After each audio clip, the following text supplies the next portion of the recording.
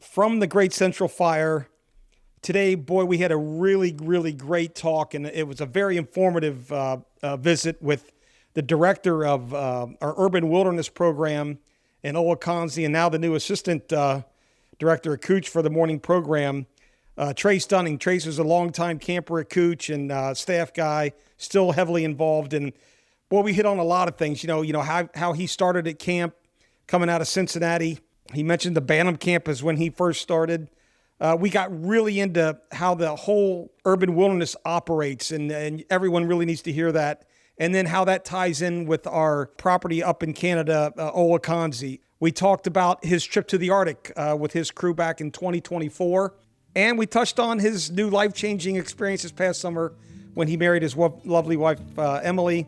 And then at the end, we had a few questions for Trace about some specific things at camp. So sit back, relax, enjoy, and I think you're really going to enjoy this talk that we had with Trace Dunning. From the Great Central Fire today, we have the director of our Urban Wilderness Program, also the director of Owakonze, and I just found out the new assistant for Camp Kooch-i-ching for the morning programs. But Trace Dunning has been a longtime camper at Kooch, staff guy, still heavily involved in and really got our Urban Wilderness Program that many of you may not know about off the ground, but it is absolutely booming and has become a big part of this Camping and Education Foundation, and we're going to let him dive into that. But first of all, Trace, welcome. It's great to have you. Yeah, it's great to have you on today. You just got back from... I just got back at a build from at Aiken High School, so I'm pretty dirty, kind of glued up here. But well, that's all right. They can't see us anyway. Yeah, great. So, but Trace, we start with everybody. Obviously, we love to know the connection. I know you're from Cincinnati, but kind of give us a insight of how you found out about it and your years at camp, when you started, all that kind of stuff. Let's just start at the beginning. Yeah, I was a first generation, so JR and Steve Hindley were co-directors at the time, and they had a recruiting event in my neighborhood. A kid in my neighborhood went up to camp for just 2 years. I think he was 3 years older than me, so he did his intermediate years, but then left. And I was actually sick that day, so I didn't go to the recruiting event. Just my mom went, and she came back. She was like, "This place is incredible. You got to go." I was like, "Okay, when and where?" And so I started off. I was the last Bantam class. So I did 2008. I was up for 10 days. Kyle Ronimus was my unit head of Bantam camp. Oh, wow. Jason Seaman and an Eichler in my cabin. And we won that was my only time I won the token card race. But we didn't have token cards in Bantam camp, and we just won a fleece and an Algene. But I was like, this is the best 10 days of my life. I was just running around the island, did I think a one-night trip on Rainy Lake, and it was magical. And then the year after that, it came up as a 3-week prep with my brother, and I was in Steve Hindley's canoe as a prep. And I'm like, oh, this is great. And I kept coming through the years. I think my first year coming for 8 weeks, I was actually supposed to be a 4-week intermediate, and I was just walking down the trail back to lunch, I think, and JR passed me. He's like, "Hey, you want to stay for 8?" I'm like, "Yeah, I'd love to." And then I think at dinner he came back, gave me a tap. He's like, "Hey, you're staying for 8. Great." And then it's been working and coming up ever since. Yeah, so you went all of your camper years then? Yep, every year since 2008, and then my first year on staff was 2016. So you went 3 years as a prep, 2 as a junior, 2. You ran the. Well, actually, yeah, 1 year we didn't end up going up because my brother was diagnosed with type 1 diabetes, and we had to figure that out. So we spent one summer not coming up to camp. So I never was a first year junior, but then after that, we started. Once we got it all dialed in, we came back up, and we actually, on my prep trip, Bobby Ecker was on our trip. My brother and I were on the same trip, and we saw himself giving him shots. We're like, what is that? And then the next year, my brother was diagnosed, and we're like, we can't make it work this year. And my mom was kind of, I don't know if we're gonna be able to go up to camp with Luke's diabetes. I'm like, I think someone at camp had what Luke had or has now. And then we called Bobby Ecker, and he was a big reason we were able to come back. I think he was slated to be a senior trip assistant, which by all metrics is one of the best jobs on the island. Yeah. And JR and Steve talked to him, and he actually moved back down to the junior unit, so my mom would feel more comfortable with Luke coming up to camp and help Luke kind of guide his diabetic journey at camp. So That's like the biggest reason we're able to keep coming back. Now, did your brother go all those years as well? Not as much. He went up until he was a first year senior, and then he stopped. He went into college and stopped coming up for a bit, but now he's been back for 3 years now, and he's the junior unit head now. Okay. Yeah. Okay, so he's back involved. Yeah, he's back involved, and he works for me with the Urban Wilderness program too. Oh So, yeah, he's the shop guy. yeah, from what I hear. he's the brains. He's I'm the face. Well, we'll get to that. Now you went to school at Loveland and then where? Loveland High School, and then I went to college at the University of Cincinnati. Okay, you went to UC. Yep. Okay, you stayed local and. Yeah, my mom was a professor there, so it made sense. Oh, then why? Yeah, we absolutely. got the tuition discount. That's right. That's right. Well, I mean, this whole urban wilderness program, I've been hearing and learning more and more. I learned a little bit today. Even we met with an alum. Hugh and I did at lunch. A guy named Greg Morris, who's a great guy, and heard Hugh talk about it a lot. But I think a lot of people would like to hear about it. I'm sure they may have heard about it, may not. But I know this thing is going through the roof right now. Yeah. And we're trying to keep up with you.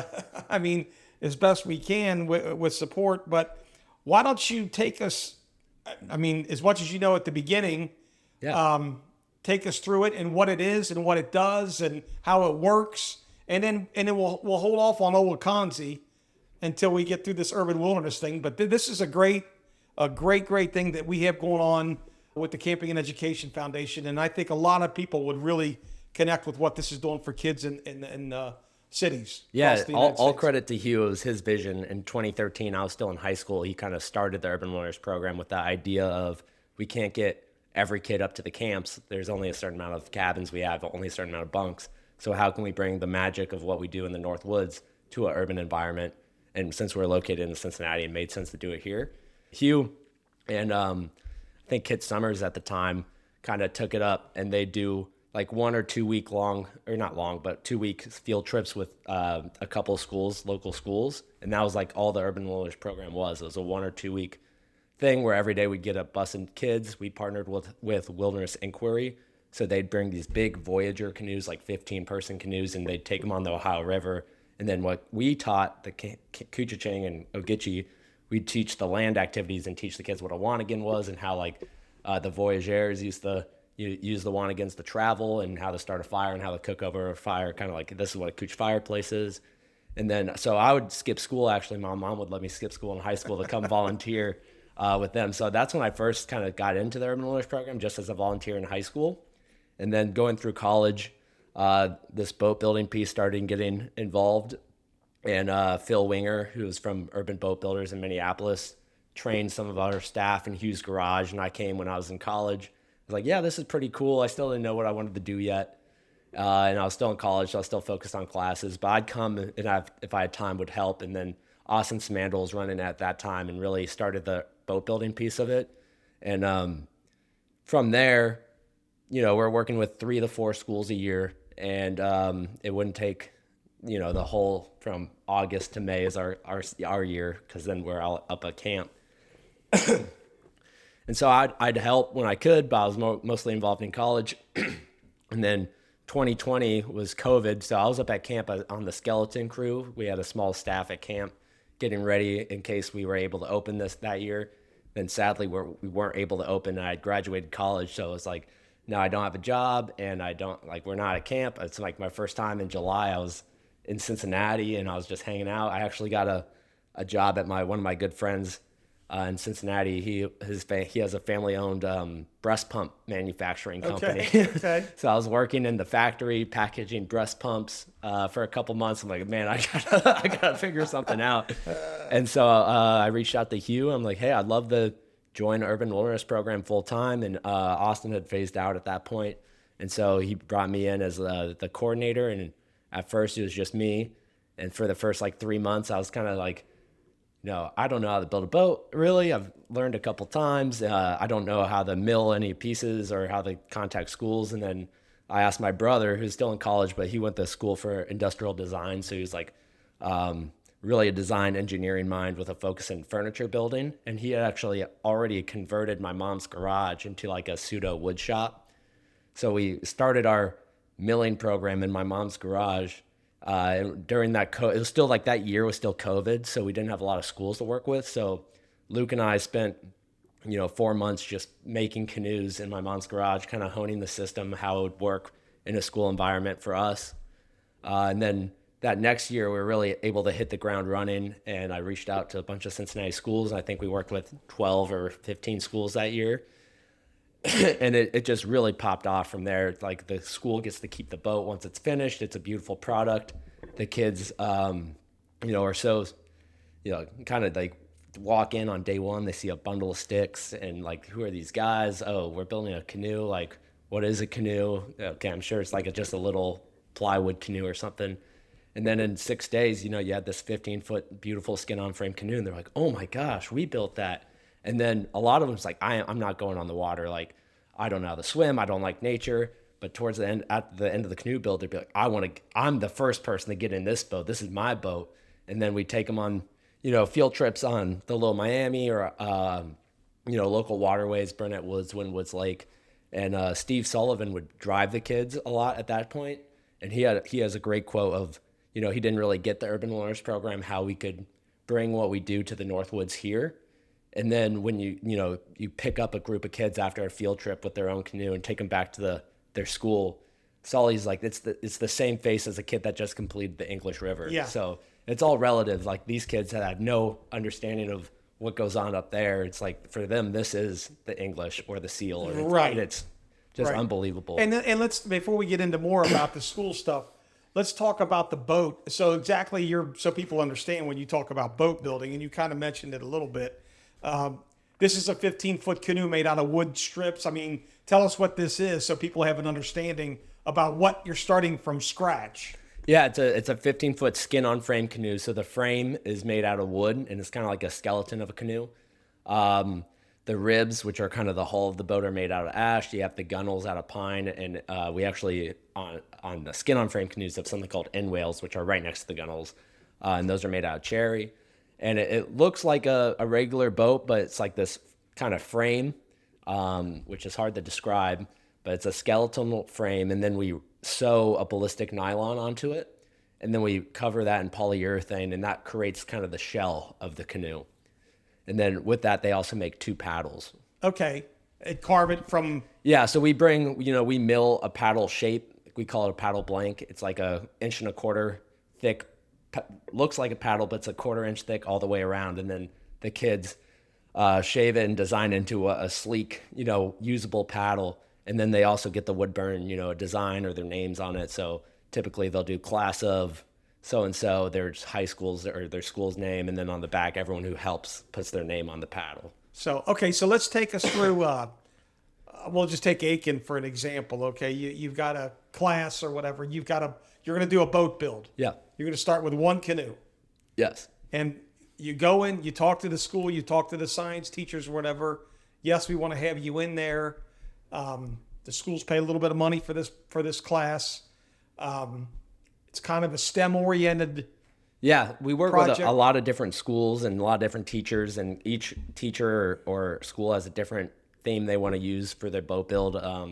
With Aiken, we work with their ag program, and it's all about sustainability and environmentalism. Then we also do work with a lot of science teachers, and we incorporate a lot of STEM practices, and like why does wood bend when you steam it, taking certain measurements. We also work with math classes, like dividing fractions, and we kind of take whatever their curriculum is and tailor it to what we're doing at the time. It's real life learning. I mean, Yeah. other than it out of a book. I mean, you actually are applying the science to it, the mathematics to it. And It's unbelievable, and a lot of the times, we'll get the teachers like, "Hey, you need to watch out for this kid. He's a real troublemaker," and he or she will end up usually being the best one in the class Yeah. because it's just hands-on, actively doing something, and they love it. So you go in there with a class.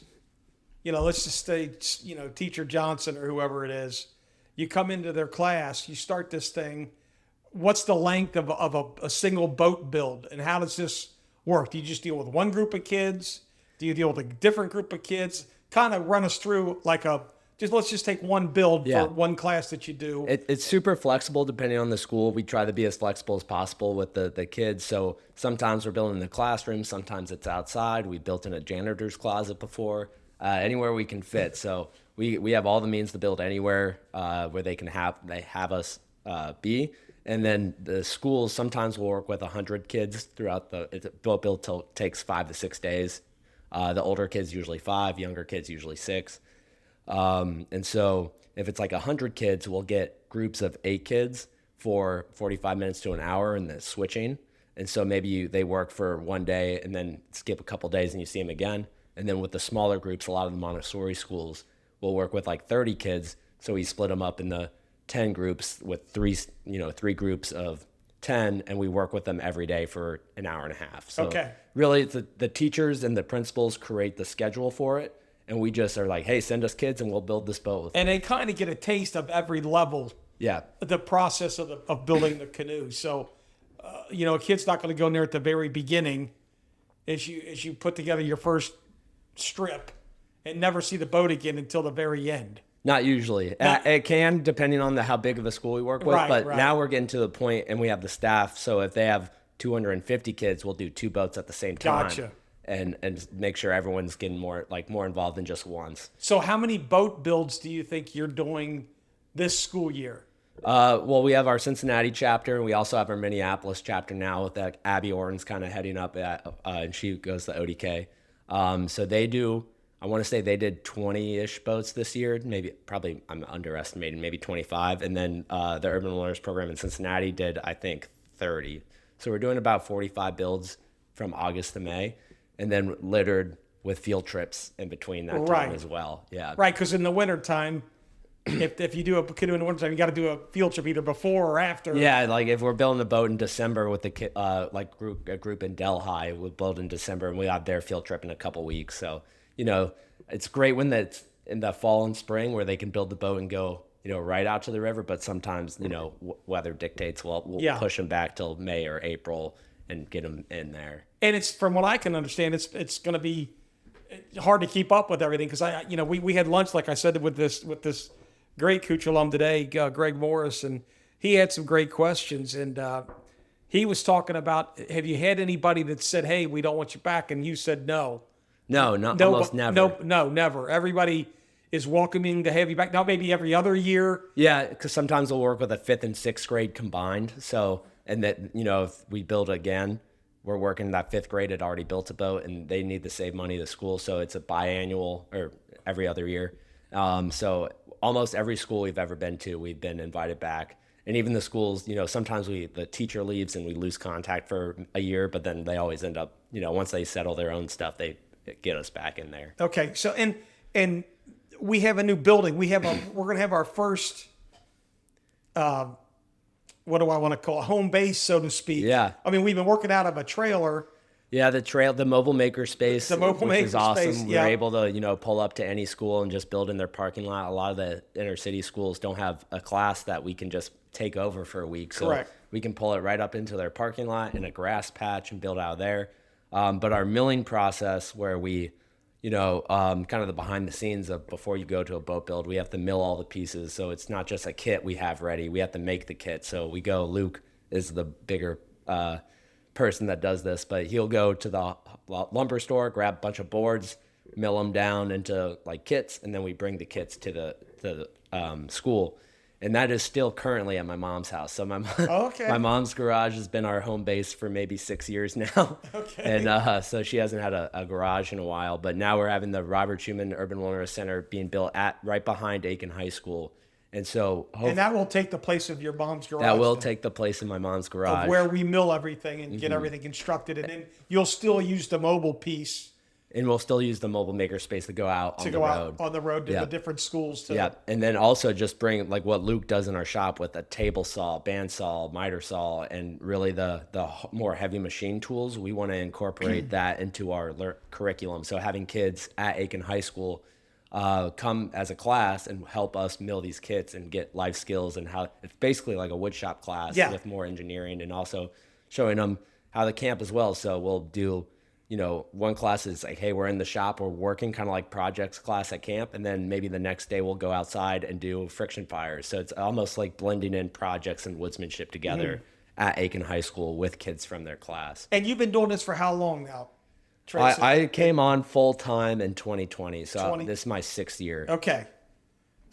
And it's taken, well, I mean, what do you see down the road? We're in Cincinnati right now. Yep. We're in Minneapolis, getting in there or in there. We're in there pretty good. Well, I guess so. 20 This is boat our builds. second year in Minneapolis, and then we already got confirmed for next year in Minneapolis. We're going to have 38 builds, I Wow. believe. So we're going to have more staff in Minneapolis, and then our Cincinnati program also travels. So we've gone to Chicago, St. Louis, South Carolina, Oklahoma. We're going to Virginia this year. We want to target, almost anything between the East Coast and like Kansas City and Oklahoma, and the future is really bright. We're looking at a lot of grant opportunities and maybe starting our own chapters in Chicago, Boston, Denver, and San Francisco. Similar to what you have in Cincinnati Similar and to what Minneapolis. we have in Cincinnati and Minneapolis. But for now, those other cities, we got our Cincinnati crew traveling to all those. But if we can get enough going, we'll make some more hires. Yep. Which are all built in. And all of our current staff members are staff Kooch members. and ODK alumni, yeah. So and it keeps them a part of camp as well. It's kind of like it's the newest, back when I was a camper, a lot of the leadership were teachers, and teachers maybe is now a less desirable job. And so this is another way to, make a career and make a full-time living, but also being able to come back to camp every year and build our leadership team at our camps. And in a way, you still are teaching. You got a bunch of kids. You are teaching, but it's it doesn't have walls. Yeah, it doesn't have walls or outside. And, a lot of the teachers we work with, it's like, you should really consider getting into education. These kids love you. I'm like, well, I only show up for a week. I'm like the all-star for the week, and then I get to leave. I'm sure if I was,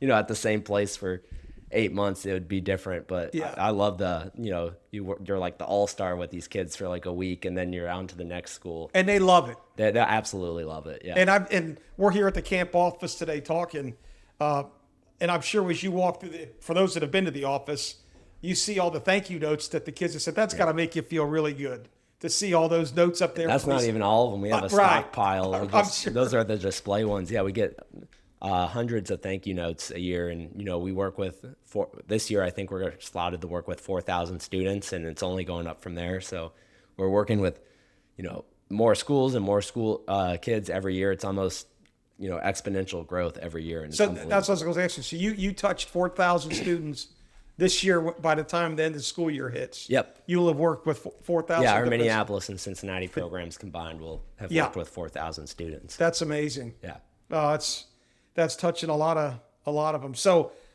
hopefully that makes sense to me. Hopefully people can follow that. I'm sure it's, we've got the Camp Kooch-i-ching, we've got Camp Kooch-i-ching with the women, the boys and the girls, and now this urban wilderness thing that takes place more in the wintertime. And then you're back up in the summertime, like all the other workers with the urban wilderness are back on staff in the summer, get you to Kooch-i-ching for the rest of the summer. So not long ago, a little while ago, we acquired a camp in Canada up on Barrow Lake. Owakonze. It's Owakonze. Yeah. I know that, but I was going to try to think of it. Atacoken. It's about 40 minutes east of Atacoken. Okay, so I knew it was Owakonze. I've been up there. I've seen it and visited it. But this was a camp that existed for some years, and I think had not been functioning since the 70s maybe or 80s or something. Owakonze, like Terry Jones, who's an alumni of Owakonze and Kooch-i-ching, the original owners or that program ended, I want to say, in the 70s. Okay. And then it actually started back up again in the 90s as a Boys Hope program. And then I think that kind of closed down in the late 90s, early 2000s. And then I believe we acquired it in 2016. 2016. Yep. It was gifted to us, and we've taken it over. And now we've got that property on a lake that you have to boat to, just like you do to Deer Island.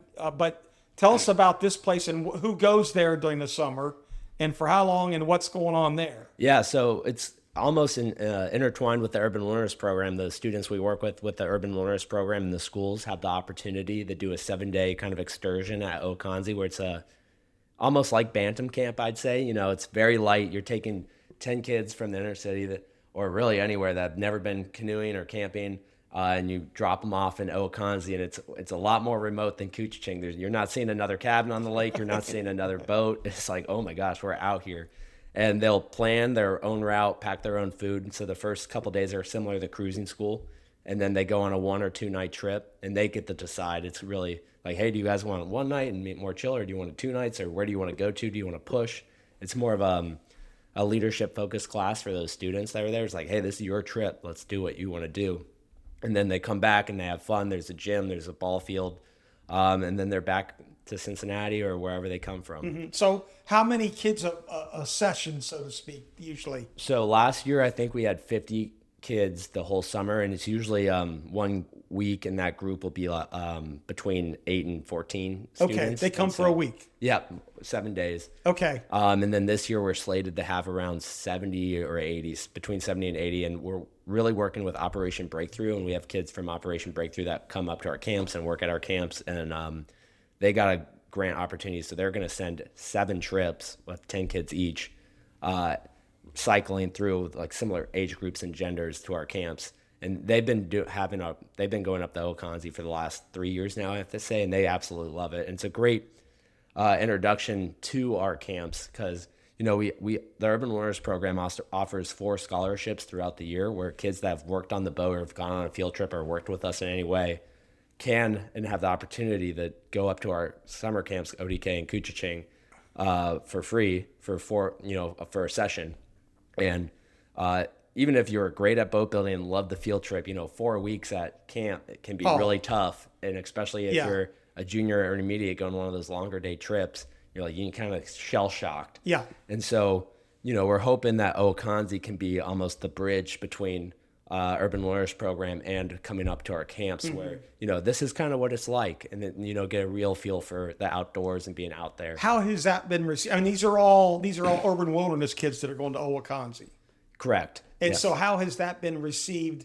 The kids that leave from Cincinnati or whatever they go up to Barrow Lake up in Canada, how for that week, have they enjoyed that? They absolutely love it. They love it. Okay. They absolutely love it. They're disconnected. I think a lot of people, from what I've heard from the staff that are up there, it's a lot of different reasons. Sometimes they love the serenity. Sometimes they love the hardness of it. And at Owakonze, you can really find what you want to do. It's not as strict of a schedule as our camps. And it's just different because, if it was the same, there'd be no reason to have it. But, having that kind of gap between what our camps provide and what Urban Learners Program provides, it's like a stepping stone. Yeah. And the kids absolutely have a blast. Now, are you up there for each week that those kids are up there? No, because I'm still at Camp Kooch-i-ching. That's what I was going to say. Yeah, so who's running that up there? It's kind of like the father-son trip. So I get alumni from Kooch-i-ching and ODK that, aren't at the camps anymore but can spare a week. And they go up and teach the kids. So they're still teaching them all the Kooch and ODK, tripping style, but just in a very, calm way, in a very time relaxed manner. And everyone's on the same level from day one when they step on the island. And then from there, and then teachers and chaperones they also bring up. So, they're from the schools. Yeah, there's other adults. Okay. Yeah. And they help them as far as travel to get there. Like a more of a disciplinary person because the guides are there to have fun with the kids and teach them. And then adults are there to be like, hey, we're all on the same level. We're all enjoying ourselves. And everything's going well. And a lot of them drive. I mean, but all their transportation's up to them. Yeah. So Operation Breakthrough drives, we do. So Owakonze is pretty hard to get to, but if they can get the International Falls, then we have our transportation team, at the foundation house, and we can supplement transportation and help them get up from there to the site up there at Owakonze. That's great. I mean, I think it's neat. I think and the fact that there's scholarships there for kids from that program at Kooch and Owakonze is great too. Have you seen those kids that have received those those? Yeah, we've had. And have they enjoyed their time at? Yeah, we've had some come up on staff now, so it's awesome. A real full circle. I think one of the kids from Kooch-i-ching, when I first met him, it was one of my first years doing the canoe build, and he's as old as I was when I first did that canoe build when I first met him, and now he's 21 or 22. And he was coming up to camp for a couple of years. And now he's doing his own thing in Cincinnati, but I still keep in touch with him. He's a great guy. Well, I think it's a great, obviously for, traditional guys, which I am, you're like, okay, wait a minute. This used to be just Camp Kooch-i-ching. What's going on here? What's this all about? How does this work? And when I first heard about it, I'm like, I'm not sure exactly how it works, but I mean, as I've gone on and learned all this and hearing all this, and even more I've learned from you today, I think it's a great thing. And I know a lot of people that I've talked to are very interested in it. The guy we met with today was very interested, had tons of questions about it, thinks it's a great model. And, I think this thing's going to it's going to continue to grow and really be beneficial for kids. And certainly in today's world where kids need camp or urban wilderness or Owakonze, Ogeechee, or Kooch more than ever before to get away from their darn phones and their screen time. Yeah, and we're just expanding, and Kooch and ODK are coming with us everywhere we go. We like, what do you guys do? It's like we build boats, but this is how we all got started in this profession. This is what we love to do. If you're interested, we'll give you more information and for the bigger camps. So for the bigger camps, the Kooch-i-ching and ODK. It's like this is how we got into this. It's almost, I mean, it's funny, as we started our conversation today, you talked about, and I remember hearing about the Bantam camp. I was already off in my professional life, done with camp, working there, as much as I hated to leave it, but, and I heard about the Bantam camp. This is almost what that is almost. Yeah, it's very similar. I mean, you're kind of you're giving them a taste. They may be a little bit older, but you're giving them a taste of the outdoors and then kind of easing them in a little bit. So they're not as in shock, like you said, as you go out on a big trip, or you've kind of got a little bit going already. Yeah, exactly. I don't know if they didn't have the Bantam camp at that time, if my mom would have been ready to send me up. But for 10 days, I can send them up for 10 days. Yeah. And then it grew from there. I'm not sure if it would have been the same as 4 weeks. I know it can sound like a lot to a parent, and especially to an 8-year-old. So just having another gap for the get hey, what about if you like this? Then another stepping stone. Yeah. And it's interesting to hear and I totally get it. I know it's different, and this isn't a knock on anybody or anything.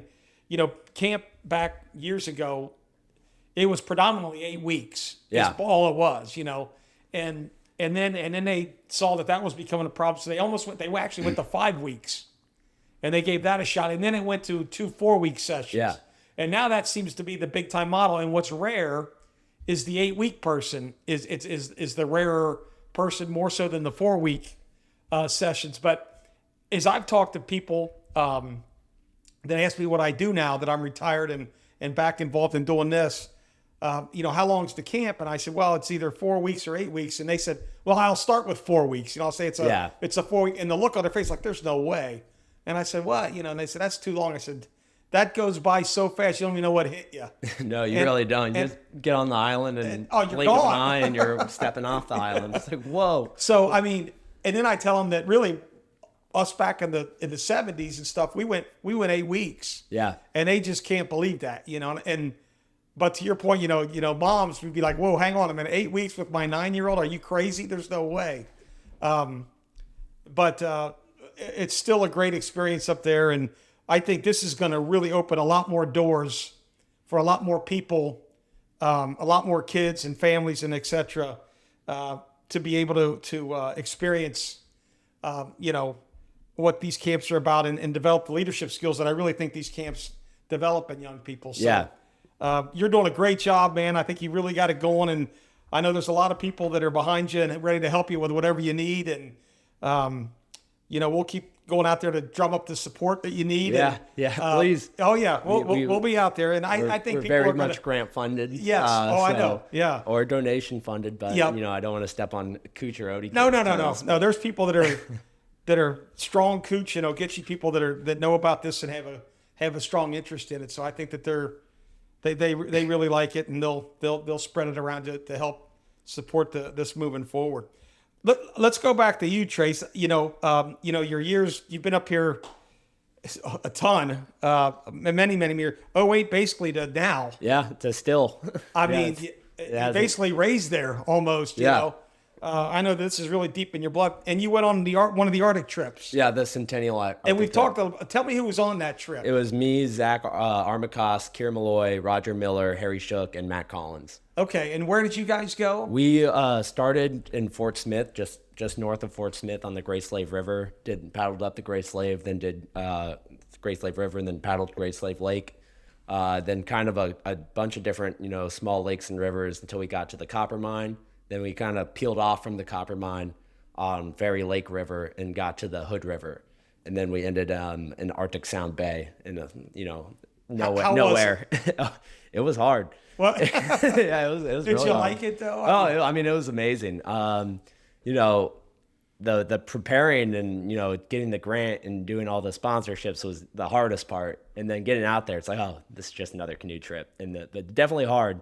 We got icebound for almost a week, and it was the hottest week too. We were just sitting there like getting sunbaked, and the whole lake is frozen in ice. Crazy. Like, what is going on? Icebound. That's something we don't hear all the Yeah, time. no, on not cruise much. trips. No. And it's just like, well, luckily we had a drone, so we'd throw up the drone and find like little paths in the lake from the ice. And it was incredible, but a lot of upstream walking. Like we probably had 3 weeks of just upstream walking at different parts. So a lot of like old man types. The North Knife only it was just as cold, if not colder, and we got snowed on. And Oh boy, it was unbelievable. I took the knife, but I don't think the knife was the same when I took it the way they do it now. You never did the old man. I think I had the easier route on the knife. I think we got dropped off on Knife Head Lake, so we were way further down. Yeah. And but it's still I enjoyed it, and I'm sure those guys you went with are great friends today. I mean, that's a bond that you'll have with friends forever. Yeah, it's unbelievable. Like, we still talk all the time. Matt Collins lives in Cincinnati, and him and I hang out all the time. And I have this picture at my desk, which is right over there now that we're in the office, of my intermediate year.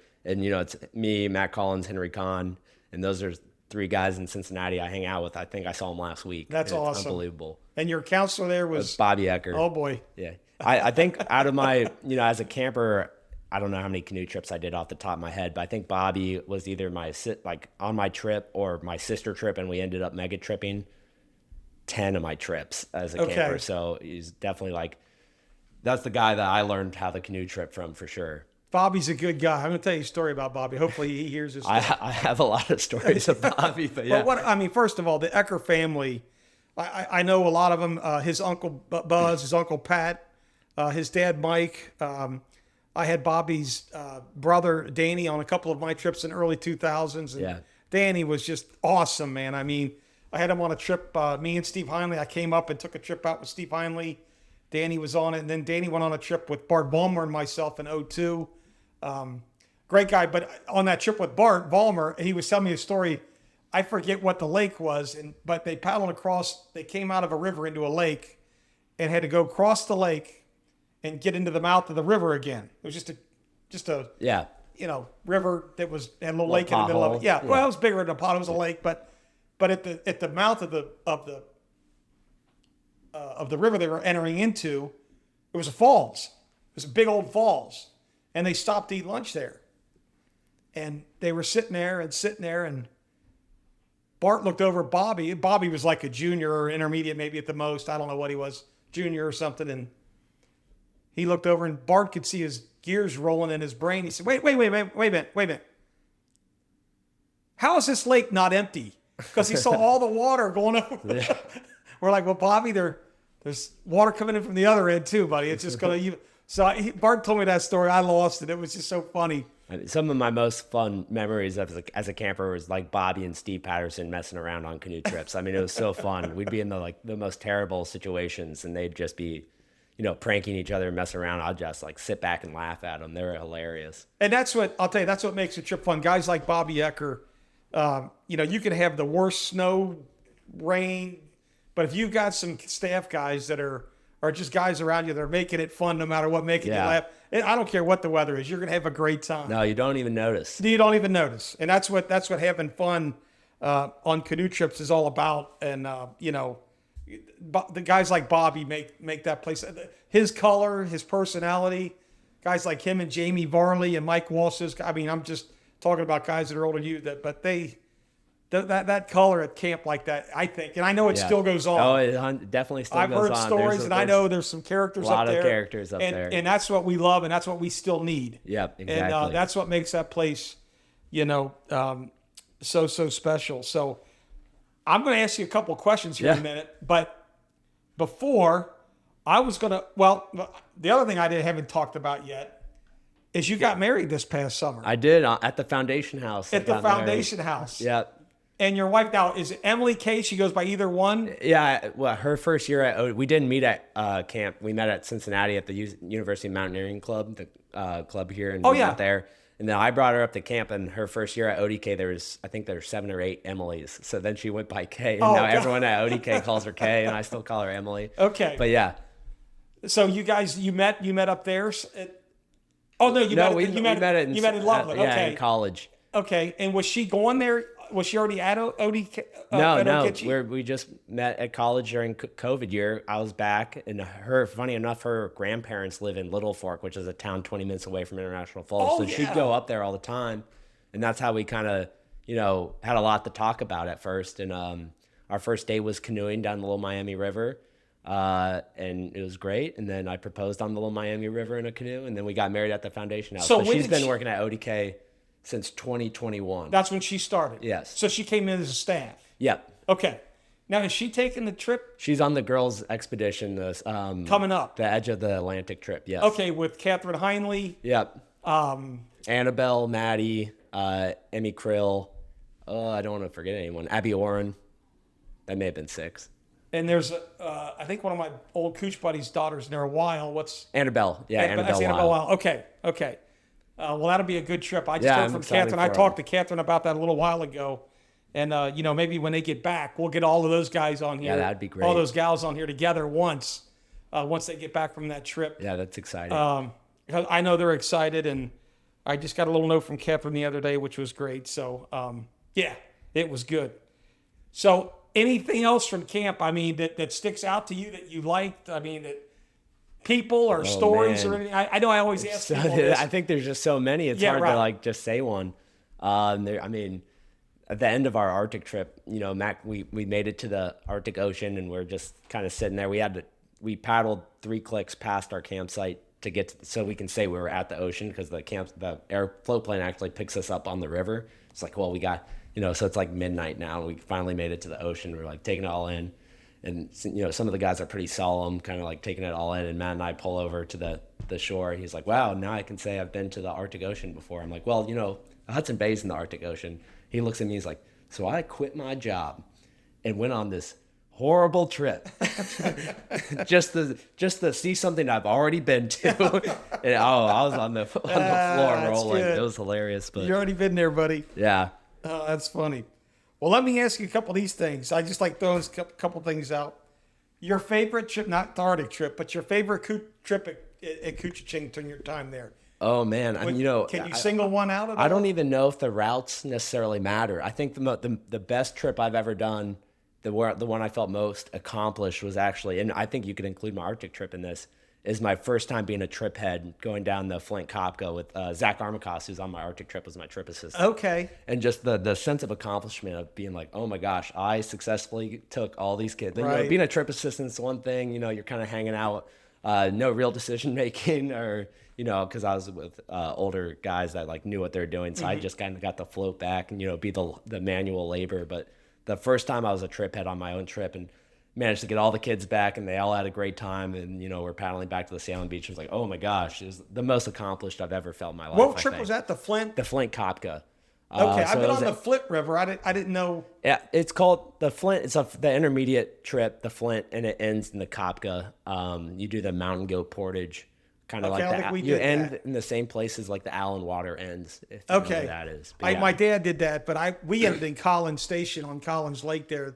And a train picked us up and took us So to I think we Lookout. go a little farther. Okay. And maybe we start somewhere different. But Okay. the Kopka first is like a beautiful area. There's like all of a sudden you don't even know you're in Ontario. It's like these huge walls of huge mountains almost, and the beautiful waterfalls. And it's a great trip regardless. But just being able to, like, my first trip head, finishing the trip, all my canoes are still there. No major mess ups. Like, okay, I can do this. Like, that is unbelievable.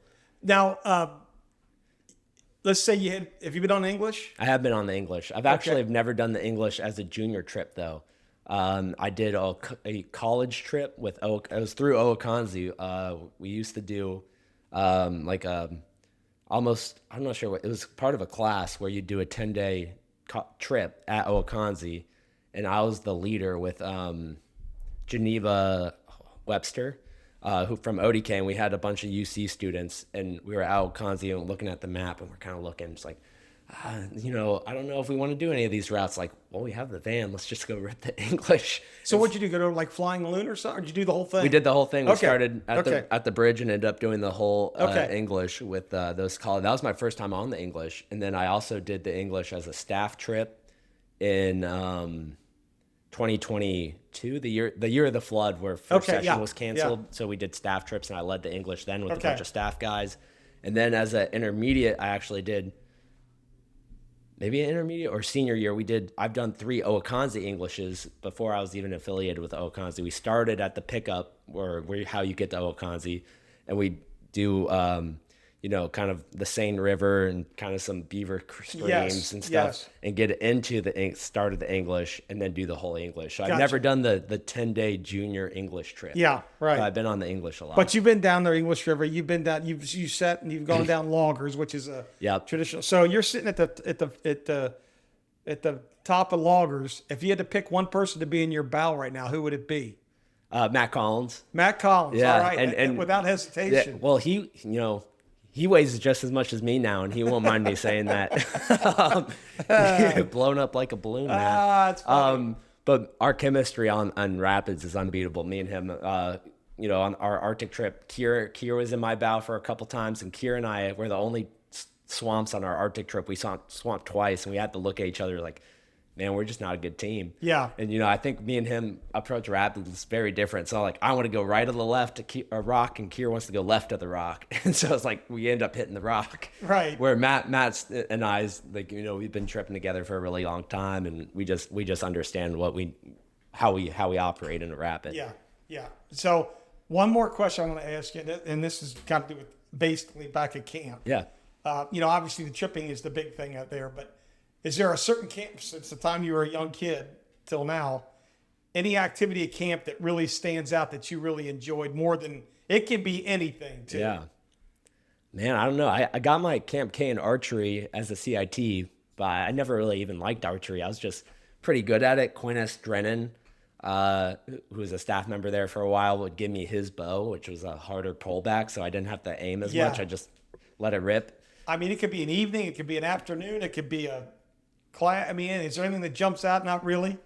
I love like the new game Command and Conquer is always super fun, where it's 4 factions, and there's a counselor as the head of each faction, and you're kind of spread out around the island. Okay. You got a sock in your back, like as like a flag football sock, and you got to go pull the faction's sock, and if you pull the leader's sock, that team becomes absolved into your team. And I love being the faction head for, one, I'd go climb up like a 40-foot tree and just hide out. And then I remember once, it was 3, like all the other factions have been caught. So it's 3, if you think of all of camp divided into 4 segments, is what 2/3 or 3/4 of one camp, of camp versus 1/4 of the camp. Right. And I'm just up in my tree hiding. No one can find me. My whole team's out. And they blow the horn because they're like, okay, we can't find Trey. So I climb down, and then we all gather around the big ball field. It's like, okay, the 3 counselors versus the 1 counselor. And I was going to get up against Joe Gallagher, who named Crazy Joe, Sam Moulton, and Dima Warner, I believe. And I'm like, I'm going to get out, but I'm going to tackle one of you guys really hard. And I think Sam Moulton got the brunt of that tackle. And then I was, immediately out. Yeah. But, I love that game. That's good. Yeah. That's a new one. That's newer than. Yeah, I never played it when I was a camper either, but it's a newer one, and it's one of my favorites. That's great. Well, I'm gonna reach out and say that if anybody, Matt or Bob, or anybody we talked about on this, if they want to call in to Mike Walsh or email me or Mike Walsh, who produces all this, and do a little recorder to dispute any story or anything that we've talked about today, feel free to do so, or add whatever you like. We always invite people calling in. That's no problem at all. But Trace, congratulations on your wedding, on your new marriage. Thank you. To you and Emily, and I look forward to getting her on here. Once they get back from that trip to hear those stories. It'll be really cool to hear what they have to say. We're excited for you and where this urban wilderness and Owakonze's going, and I think we got the right guy running that, and we can't wait to see where it keeps going to, and the fact that you touched 4,000 kids this year is amazing, and it's not going to go down. It's going to go up. It's only going up. It's only going up, and we can't wait to see where it goes, and try to get more kids up north. And if any alumni listening to this are teachers or affiliated with schools or organizations that a boat build might fit in their curriculum or something they're interested in, definitely reach out to CEF, reach out to me, and that's great. We'll get Absolutely. Yeah. Absolutely. And that's what we have to lean on is our alumni, to help us. And I don't know if you're looking for any to go up for a week of we're booked this summer, fully booked, but for people up at up at Owakonze. But yeah, staff opportunities at Owakonze. If you want to do a family trip, we could talk about it. That's great. Well, you guys know how to reach us, but Trace, again, thanks again for joining me today. This was great, very, very informative, and look forward to seeing where this continues to head in the future and being a part of it. So thanks again, buddy. Yeah, thanks for having me. All right, thank you. Yep, see ya.